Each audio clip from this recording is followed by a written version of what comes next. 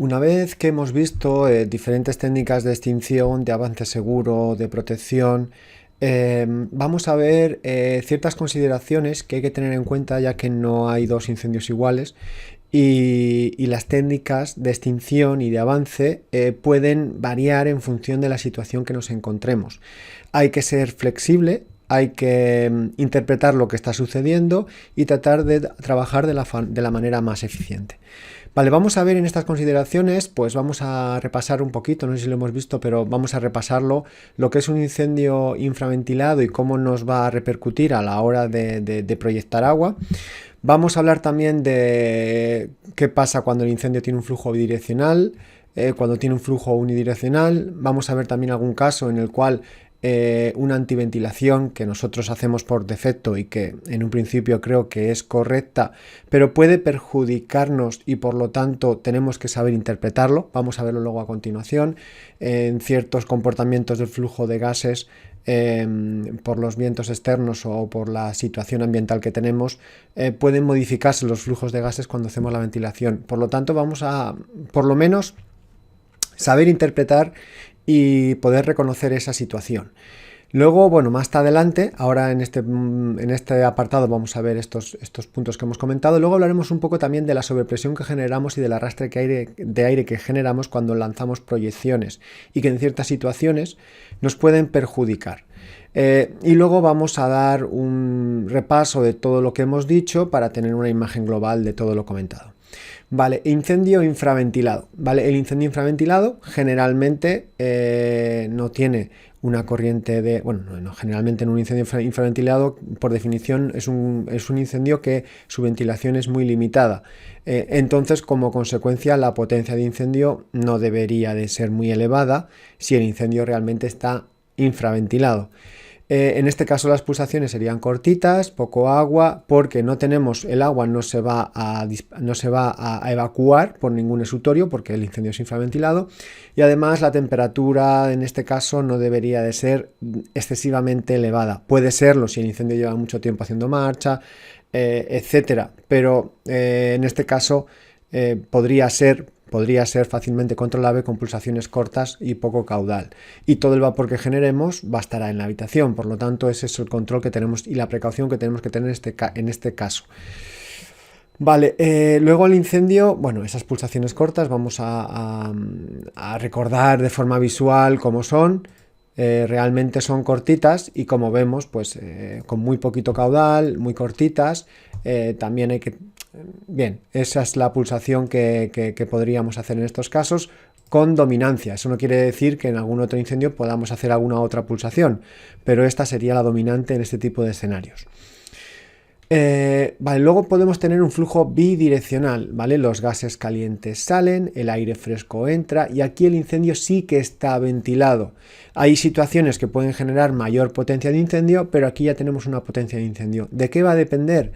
Va a depender sobre todo de la apertura que tengamos. No es lo mismo una puerta, no es lo mismo que tengamos una puerta y que rompa el cristal de un escaparate de una tienda, por ejemplo, y aunque sea un flujo bidireccional, la entrada de aire y la salida de gases calientes aumenta exponencialmente. Por lo tanto, un incendio bidireccional puede tener potencias varias, pero ya es un incendio potente. ¿Vale? Ya empezamos a tener una carga térmica seguro en un momento dado, en una fase del incendio elevada.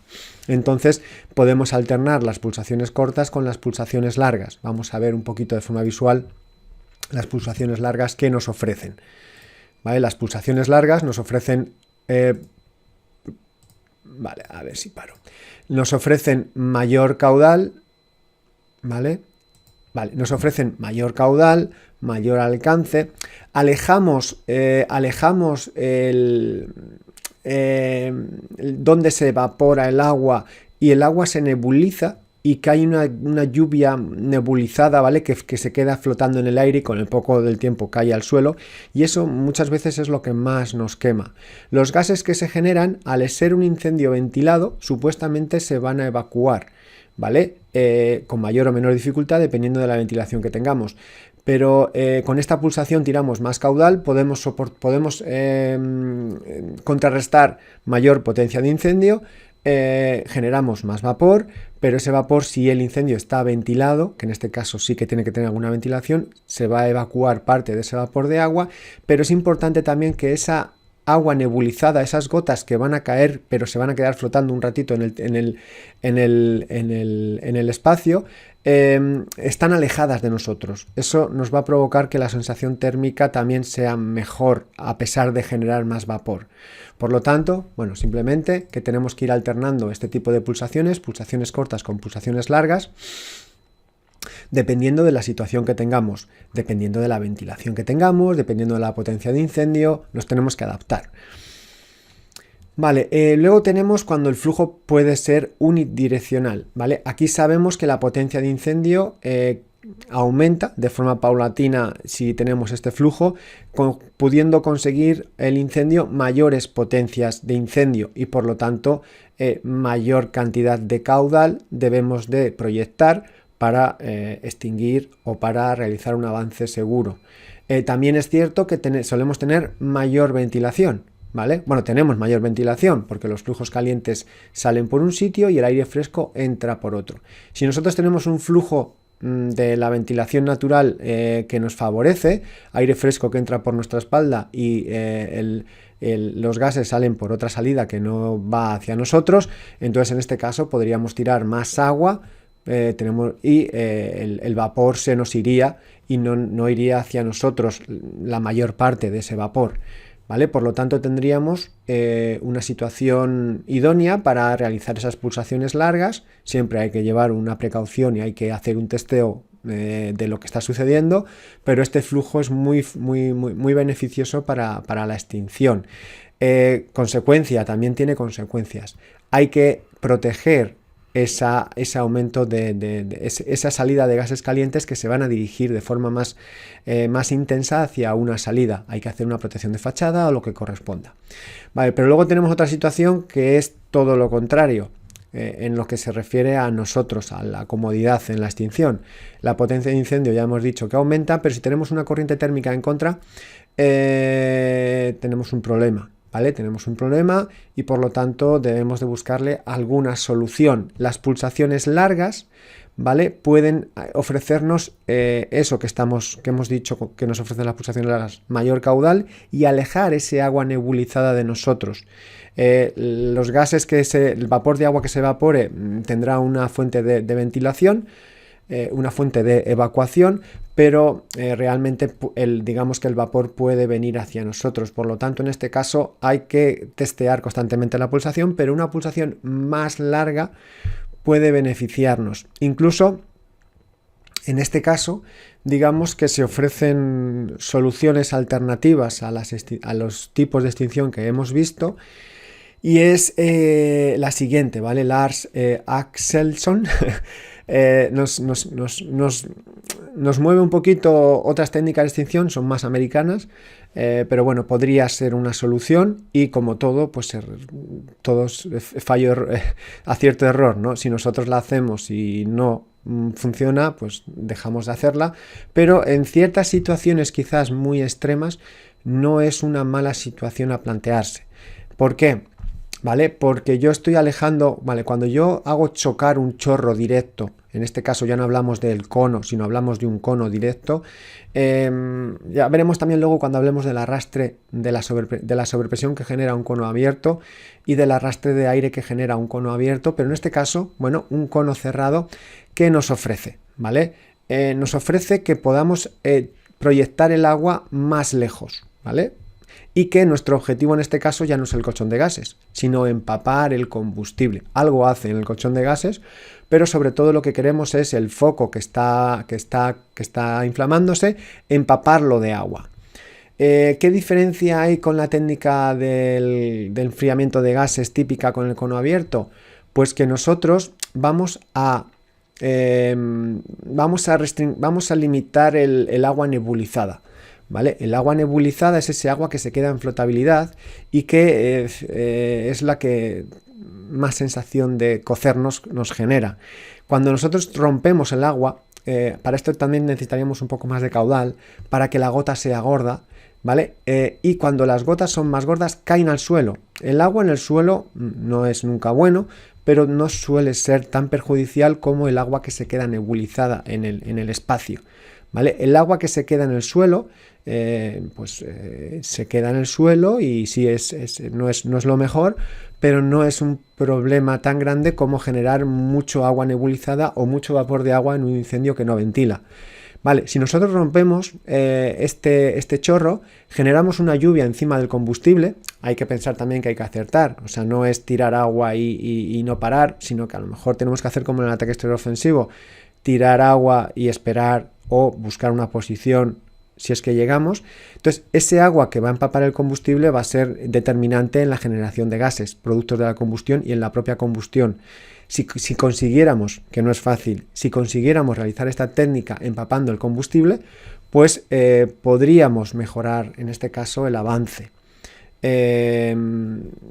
Lo dicho, no, son situaciones, digamos, son técnicas de extinción diferentes, ¿vale? No las tenemos entrenadas y bueno, pero no hay que cerrarse, creo, a ninguna situación que nos pueda beneficiar, ¿vale? Porque existen incendios en los cuales el avance es literalmente imposible, con pulsaciones, porque hay mucha potencia de incendio, porque las pulsaciones, la corriente térmica nos la devuelve con agua nebulizada caliente y mucho vapor. Bueno, el vapor se iría por arriba, pero son situaciones muy complejas algunas de estas, y a lo mejor un chorro directo a larga distancia, ¿vale? Eso es lo más importante, a larga distancia podíamos generar, pues eso, una lluvia, por decirlo así, encima del combustible principal.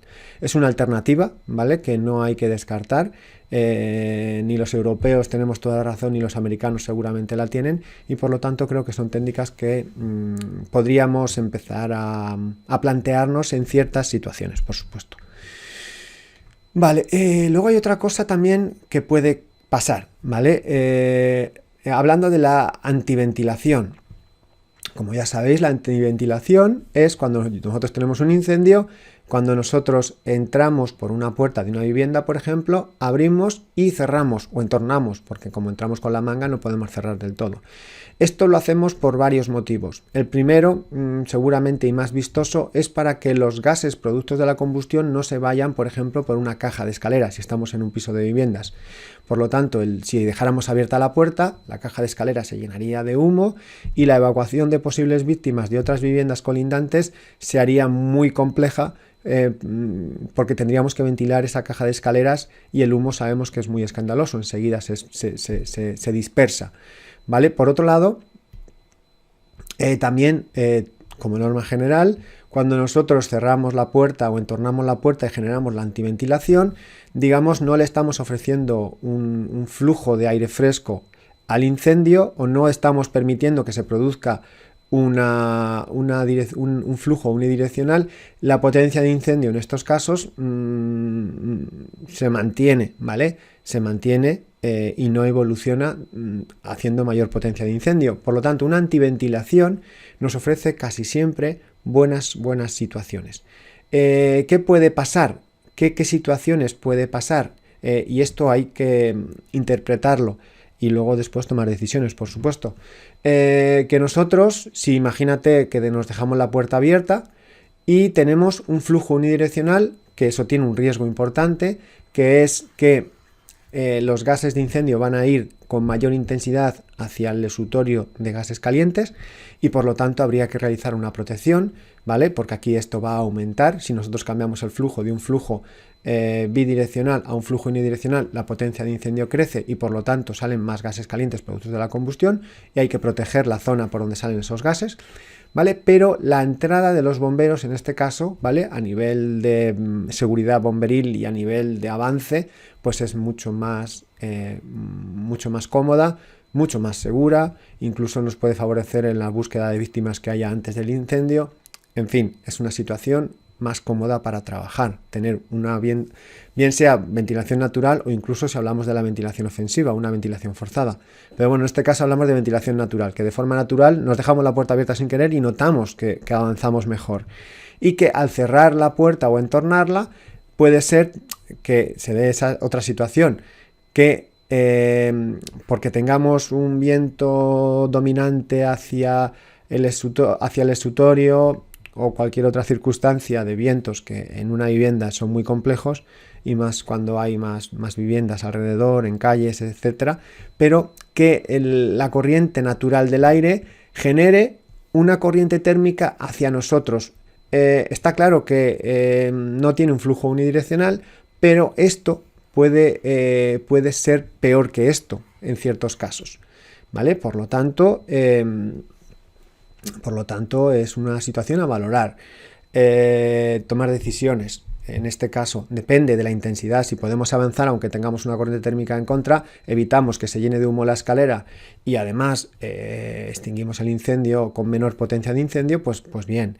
Pero si se hace imposible el avance por esta situación, pues entonces a lo mejor habría que valorar otra solución al incendio, ¿vale? Pero son situaciones que nos pueden pasar y que creo que es bueno que las tengamos en cuenta para ser flexibles y tomar decisiones.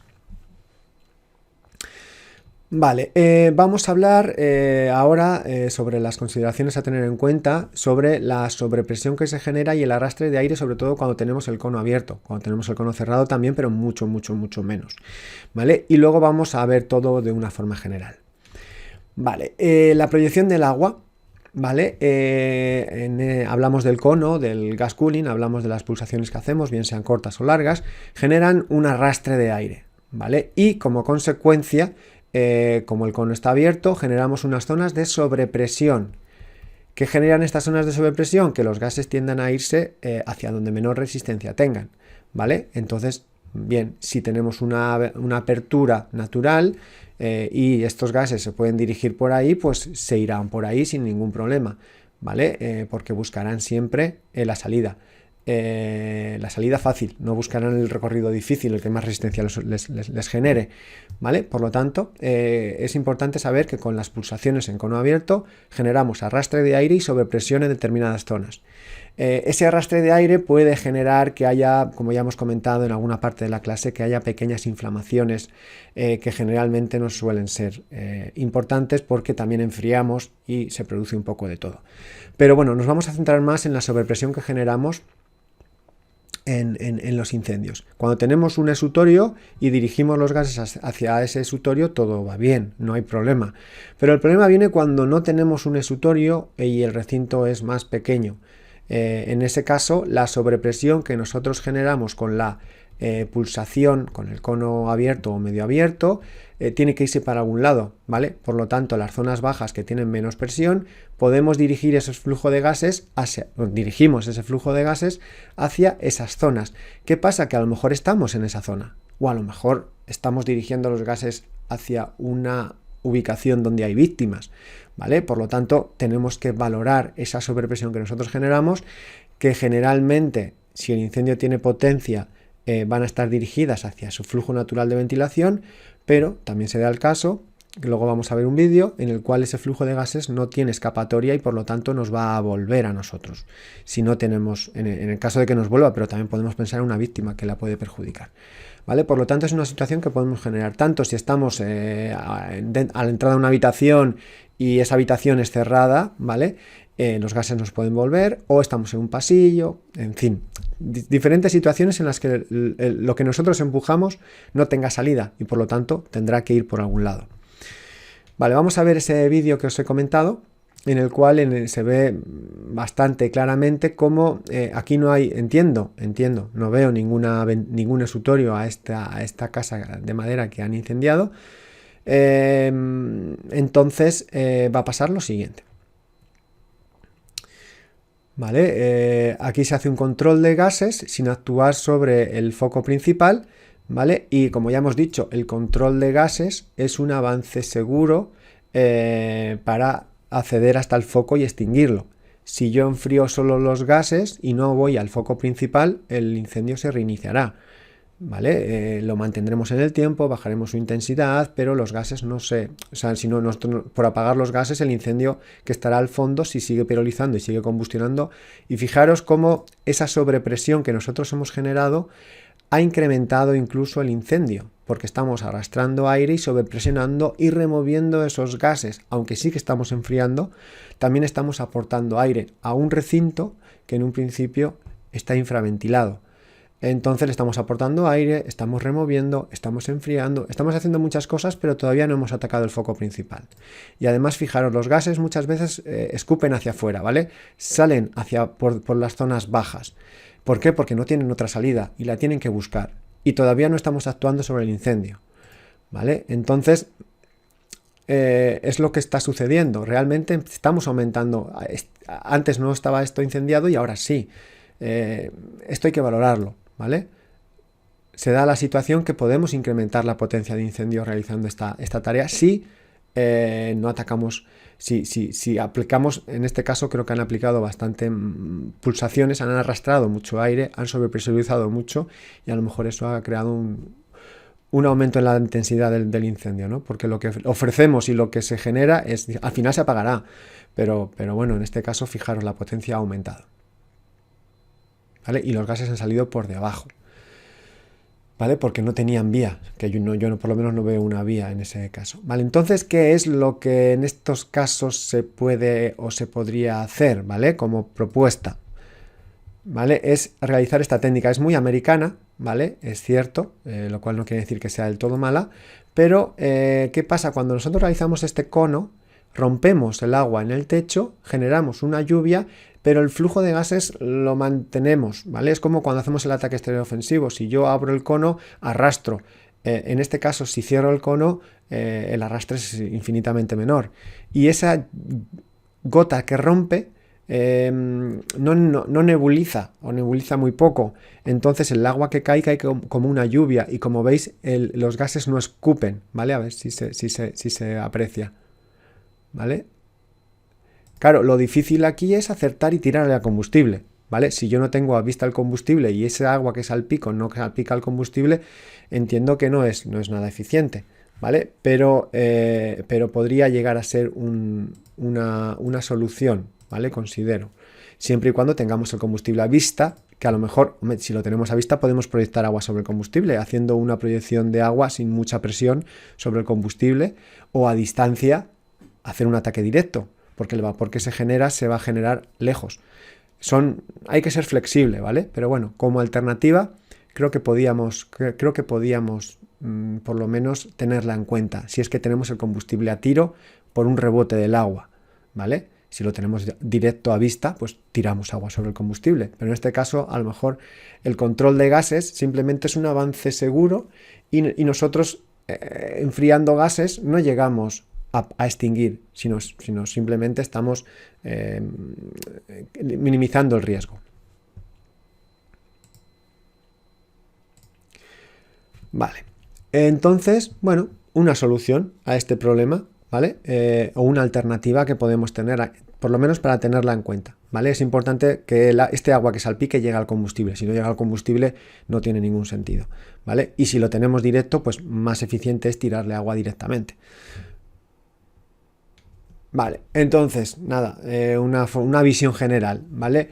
Un incendio infraventilado, poquito agua, un incendio, en este caso flujo, bueno, no hemos puesto, un incendio que, vamos a poner el caso de que estuviera infraventilado, que no hemos puesto esta imagen aquí, un incendio que estuviera infraventilado, ¿vale? Sin aperturas, pues poquito agua, llegamos al foco, pintamos, todo el vapor se queda dentro, en fin, una situación diferente. Cuando tenemos un flujo bidireccional, la potencia de incendio crece y las pulsaciones ya pueden cambiar porque llegamos a potencias, incluso un flashover se podría producir perfectamente con un flujo bidireccional. La potencia de incendio puede ser muy elevada, ¿vale? Por lo tanto, ya las pulsaciones tendrán que ajustarse a la potencia de incendio, aunque también el vapor generado tiene salida. Si ya empezamos con un flujo unidireccional, la potencia de incendio va a crecer. Si tenemos ese flujo de forma favorable, perfecto, adelante, llegamos, el vapor se nos va a ir hacia afuera, el agua nebulizada pues va a estar lejos de nosotros si hacemos pulsaciones largas, tenemos esa flexibilidad, aunque la potencia de incendio suele incrementarse.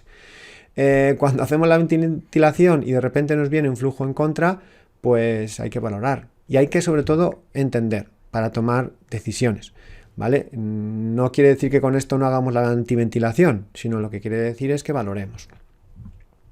y que en un momento dado, pues si tenemos controlada la salida de gases, por ejemplo, y esto es imposible el avance, pues podríamos optar por otras técnicas, incluso por una ventilación ofensiva.